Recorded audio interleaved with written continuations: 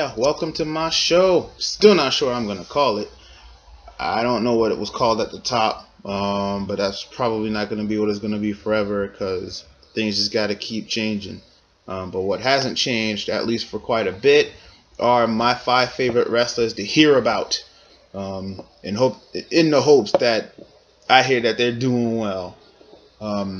This list kind of came about from Breezloo putting his list of 5 together, some of whom he sniped from me, but getting into that later. Let's just get into the list now. Hope y'all ready, cause here it comes.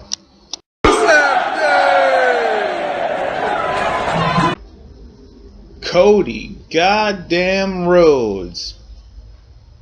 A better rags to riches story I have yet to hear.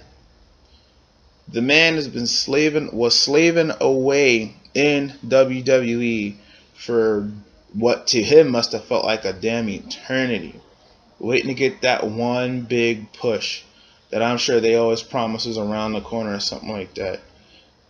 But you know, it never came, and in this shit or get off the pot situation, he got off the pot. And he went to Ring of Honor and living high on the hog. Like, y'all know the rest of that story. I have no past anecdotes or whatever to get into when it comes to Cody. I have no behind the scenes, no bonus features, none of that kind of stuff. I just look at what the man's career has been, and I'm like, damn, Cody Rhodes has come a long way. And he's got to be he's a hell of an inspiration to people who, like him, have been stuck in a job or stuck in a situation where they just feel like, you know what, I could be a lot more than they allow me to be. I'm about to go explore my options, hit up some other places, and see if I can go and establish myself someplace else. And he was able to do that. The WWE saw nothing but a mid-card in him. And the Stardust character, although that music was banging, that theme song is hot. You don't believe me? Look for it on the YouTubes and put your bass all the way up. You'll be transported, my friend. It will take you places. Still, though, WWE didn't want to pull a trigger. Ring of Honor, more than happy to pull a trigger. Their little talent exchange they got going on with New Japan, more than happy to pull a trigger. And he's gone from jobbing in dark matches to selling out 10,000 plus tickets for an indie show, proving that David Meltzer is just an old fart who don't know shit about shit for shit's sake. Like, every time somebody comes out and says, oh, there's no way in hell an indie show can do that, Cody's all, hold my beer. But you can't hold that beer. That beer is too cold for you. You gotta put that beer down. Cody Rhodes don't drink no pedestrian beer. He drink the real shit. He drink man shit. Former grandson of a plumber. The one they used to call Dashing. The one whose theme song used to be Smoke and Mirrors. You know, during the Dashing Cody Rhodes.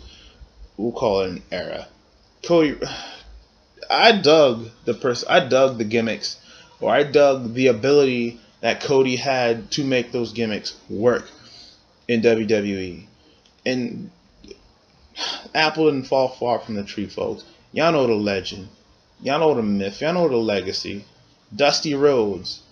The big heavy-set feller. The heavy-set gentleman who made a polka dot one-piece pop. He got over wearing the worst possible thing they could put on a person at a time. I feel like if they would have given Cody Rhodes less mid-card opportunities in the WWE and actually let him shoot for the stars, he'd have gone places. He'd probably be right where The Miz is at right now. It's kind of weird that they give The Miz all of that opportunity, but not Cody Rhodes. But you know what? He ain't losing a day of sleep over it. I guarantee you Cody Rhodes is not losing a minute of sleep over it. Damn near selling out every damn crowd he goes, every auditorium or every gym, every stadium he goes to.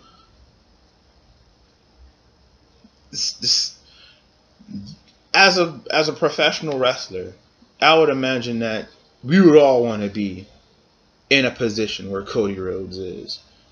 He can just go anywhere and write his own damn blank checks. I remember the first time, a little after he left the WWE and went to Ring of Honor, some ass clown tried to clap at him on social media, saying, "Oh, well, you're going to a place where nobody watches, blah blah blah blah blah." And all Cody Rhodes had to tell him was like, "Check my merch receipts, bitch." Like, Cody Rhodes, the levels of psychology that the man must have, being, a part of the business through his dad for so long, and his brother. Shit, that's spoiler alert. Goldust is his older brother. He's been around the world, and everything that there is to know about the business from the top to the bottom, I guarantee you Cody Rhodes knows. And as the American Nightmare, he's out there making that shit happen, Captain. And me, I applaud hustle. I support hustle. Then I'm just in awe of hustle done right. And when it comes to Cody Rhodes, ain't nothing but hustle in him 24/7. So I'm just curious where his life is going to take him next. Like, I'm reading something not too long ago that the sequel to All In, or whatever the event was supposed to be called, that was supposed to be in Madison Square Garden, Vince had called some of his boys, some of his goons out in Madison Square Garden, was like, kill that shit. And they effectively killed it. That's not going to stop the Cody Rhodes bum rush. All you're doing is making it worse for yourself, Vince, and WWE. You should have played ball and you had the chance. You had a blue chipper in your deck. You had a king in your deck. You traded it for like a 3 of clubs. You got to deal with the bad hands that you got. Cody Rhodes is about to make stuff happen in Ring of Honor, in New Japan, wherever he go. And just get your popcorn ready, because it's going to be a hell of a ride. Cody Rhodes, I salute you, sir, and I will see you in the stars. Somebody hit his music. I kind of hope we roll out on his music. Can we get that in post? Like, play the Stardust music as we journey to parts unknown. Cause that's the song that I want to end this whole thing on. So take that cue and make it happen, Captain. We out. Cody Rhodes, everybody else on my list, I salute the hell out of all y'all. And just keep doing your thing. You got a fan in me to infinity and beyond. Now, where the rest of my beer? And don't forget to hit that music.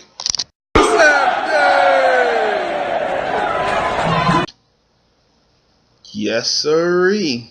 My list just got that much more awesome. That's right, doggies. Now I'm about to get into a little story about the man that they call The Miz. Folks, it's astonishing, downright amazing that this dude who had his little humble TV beginnings on frickin' Real World on MTV, that concept of that show and that show itself is so old. Like, they were still playing music videos on MTV is how far back his career goes with that whole thing. He went there, crushed the competition. I guess as much as you can crush a competition on something like that. Made a name for himself. Did the whole Tough Enough. Didn't win, but still got signed to a WWE contract. And man, oh shamans, what a career this man has had since then. I gotta tell you, it took him a while, but he started to grow on me a little bit. Didn't see what it was that he had in the ring, and to this day you can kind of say the same thing, but you get him in front, you get a microphone in front of him, you put him on camera, he's just off to the races. I don't mean to sound like no slappy squirrel on the Animaniacs or nothing, but he reminds me of a very young, awfully much more slender Dusty Rhodes. Like, he might have to do his little myancestry.com. Maybe somewhere down the line, his ancestors must have met up with a Runnels or something. Because he just, the promo psychology that this guy has It's bar none. I can go as far as saying that he's probably the best shit talker in the WWE right now. And I gotta tell you, with all of the we'll call it talent exchanges that are going on between promotions, I'm curious to see how well he'd be able to do somewhere else. But that's not me saying that he should try to, go and find some future endeavors. Although he will talk his way into main eventing anywhere that he goes. But hell, the man's been main eventing in the WWE ever since they started putting titles on the man. You want me to run down his rap sheet? Hold on a second. Let me get my papers out. The papers that you can't hear because I'm real quiet about it. Let me pull out this man's rap sheet so y'all understand what I'm talking about. In the WWE, the man has won the company belt, the WWE Championship, once. And he was, as he likes to say, the most must-see WWE Champion of all time. It'd be interesting to see what it would be like if the belt was on him now. He's had the Intercontinental Championship 8 times, the last couple of which I have to say were the most entertaining title reigns that I've seen an Intercontinental Champion have. And the thing that I like about The Miz, he has the new school flair on the mic, but the old school ring psychology in that squared circle between them ropes. He's like a throwback. He's one of those types of people where it's like you have your situations, you've had your hypotheticals. Say you went back to the Old West. Do you think you'd be able to survive? I feel like The Miz, if you put him in a time machine and dropped him into any promotion at any time, he would find his way to reach the top of the pile, the cream of the crop. He will make you want to see him. Like to this day, your man comes out, he's a heel. The crowd knows he's a heel. The smart marks know he's a heel. Soon as his music hits, they're going to cheer. They will cheer, they'll applaud, they'll say awesome right along with him, up until he starts to dig at him a little bit. It's like The Miz has to work to remind people that he's a heel. So incredible. I'm just in awe every time. He goes out there and does it. And he does it every time he's out there. Man, you should write a book. Teach a class. You should stick around with WWE and help with everybody in the back. Help with developing the younger talent. Get these fresh puppies some legs. Have them work with a couple of people on NXT. Show them the ropes when it comes to like getting the crowd in. Getting the crowd on your side. To the point where even as a heel, they cheer the hell for you. Man, I don't know how he does it. The man is a maestro. The man is a maniac. The man is the mic. He is The Miz. And he is awesome. But I'm not done. I got more stuff to read off to y'all. He's won the United States Championship twice. He's been a 4-time WWE Tag Team Champion with John Morrison, Show, John Cena. That's right, folks. For those of y'all who don't remember, and I would imagine it'd be quite a few of y'all, because some of y'all don't even remember your damn social security number, there was a time when The Miz and John Cena were Tag Team Champions. And one of my favorite Tag Team title runs was him and Damien Sandow. And that was a fun team. I don't care. He also won the World Tag Team Championship, again with Morrison and the Big Show. The inaugural Mixed Match Challenge co-champion with Asuka. He also won Money in the Bank. And just like the late Owen Hart before him, he is a two-time Slammy Award winner. I guarantee you, if they would have had the light heavyweight championship around the time The Miz started, he would have won that too. If they would have had the hardcore championship, not only would he have won it, but he would have found a way for you to love the fact that he did win it. Whenever you talk to The Miz, whenever you see him cut his little promos in Real World and whatnot, you'll hear about how he's been such a big wrestling head and how somewhere down the line he wanted to do this. And The Miz is a prime example of the best case scenario of living out the boyhood fantasy, making a dream come true. And damn, The Miz is awesome. He ain't just saying that just to say it. And the reverse bow that he used to do, There's something else. There's layers to why The Miz is where he is right now in that company. And I gotta say, I respect the hell out of the old guy for that. He knows what he's doing, and it's fun to watch him work. And you really cannot say that about many people in the WWE these days. And that is a damn shame. Who's next on my list?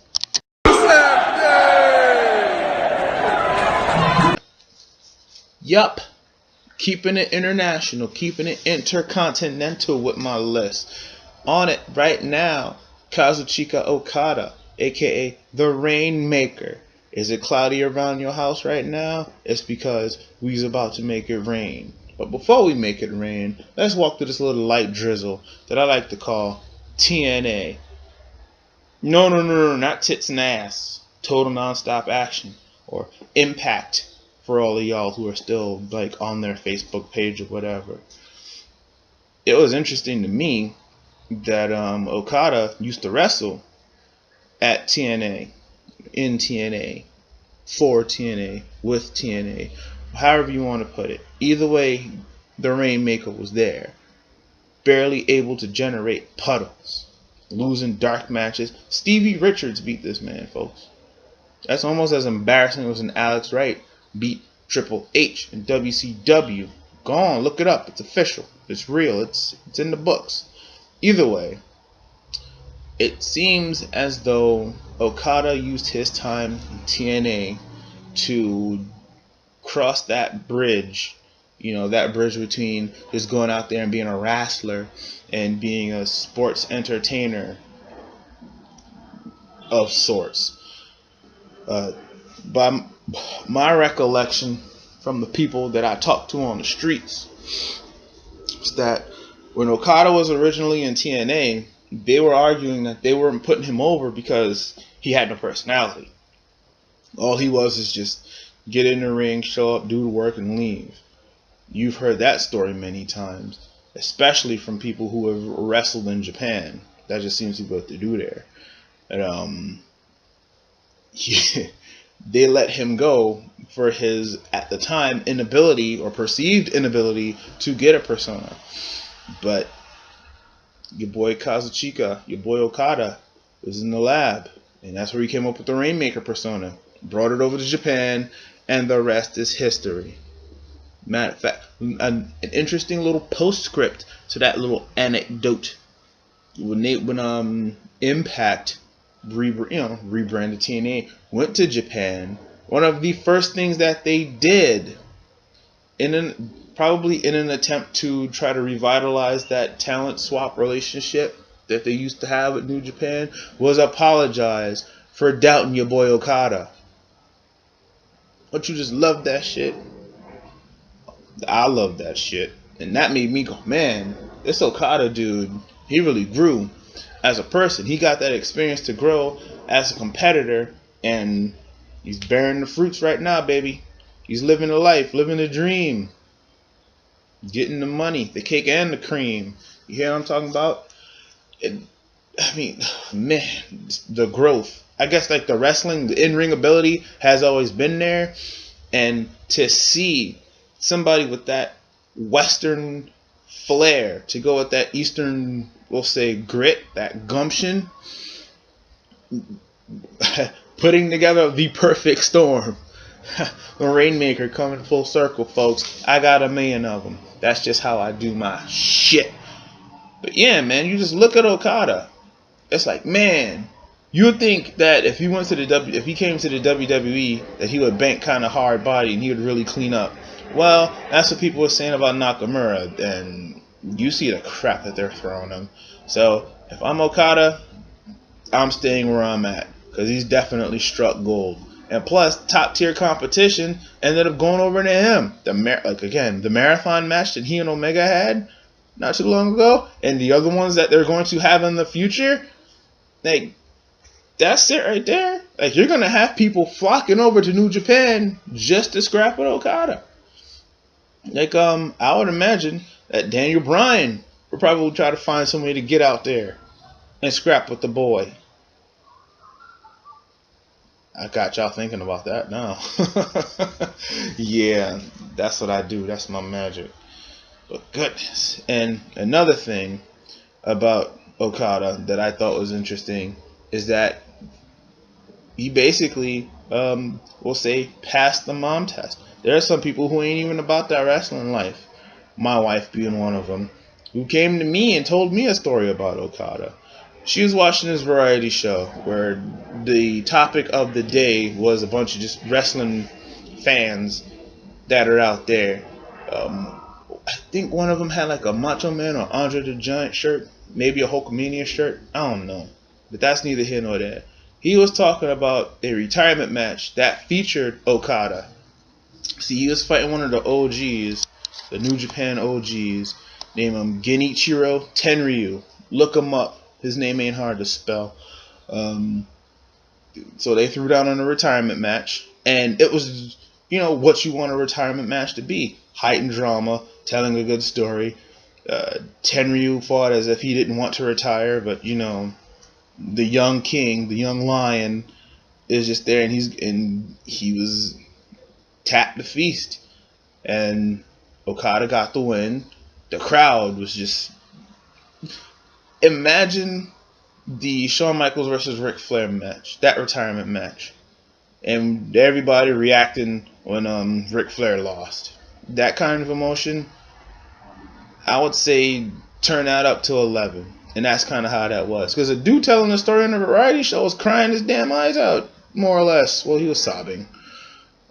But still, it affected him. And that match was like, at that time, like a year or so old. And talking about it still got him teared up. And Okada is 50% of the reason why. It's like, when it comes to ring psychology, he's had to tour the world. Like, he's got to, taste the flavors of the 7 Seas to fine tune his craft, get his work down, get his work in. He's been toiling that soil, planting his shit in that garden, and look at the fruits of his labor. He's making it rain in more ways than one. Fun postscript. I'm a big fan of the Yakuza series.